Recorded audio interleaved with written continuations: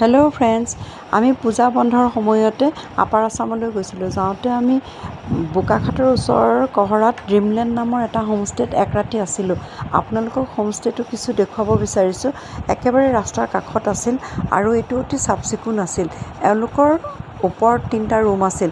ৰুমকেইটা বনায়েই আছে, এতিয়াও কিছু কাম বাকী আছে, তথাপিও অতি সুন্দৰকৈ ৰাখিছে। তলত এটা ডাইনিং হল আছে আৰু যদি আপুনি তলত খাবলৈ যাব ইচ্ছা নকৰে তেন্তে তেওঁলোকে ওপৰতেই আপোনাৰ খাদ্যৰ যোগান ধৰিব। এইটো হৈছে তেওঁলোকৰ এটা 2 BHK ৰুম আৰু এটা দেখুৱাইছোঁ, সেইটো হৈছে ছিংগুল ৰুম।